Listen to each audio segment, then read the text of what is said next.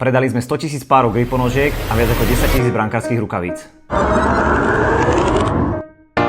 Vždy som počúval, že ako profesionálny futbalista sa nemôže sústrediť na nič iné, len na futbal. Potom som si uvedomil, že po tréningu len ležím na gauči, hrám PlayStation a občas si zájdem na kávu, ktorú mám mimochodom veľmi rád.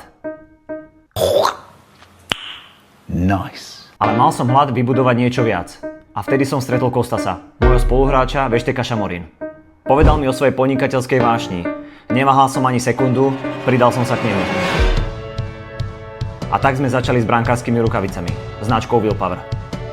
Začali sme investovať do toho všetok voľný čas a ešte viac peňazí. Kostas dokonca do druhej objednávky použil peniaze určené na svoju svadbu.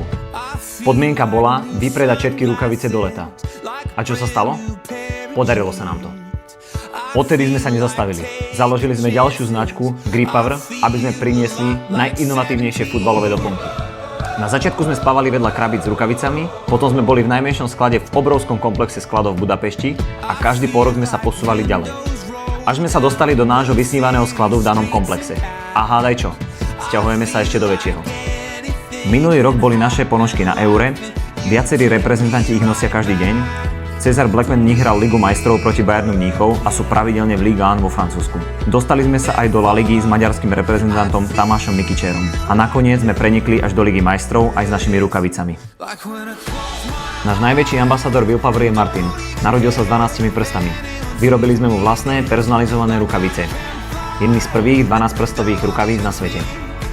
On je superhrdina našej myšlienky, značky Willpower. Naša vízia na začiatku bola jednoduchá. Aby v každom zápase na Slovensku a Maďarsku nosil niekto náš produkt. Budúci rok mám svadbu ja a pracujeme na ďalšom projekte. No a peniaze som už do toho investoval, tak nie je iná možnosť, musíme uspieť.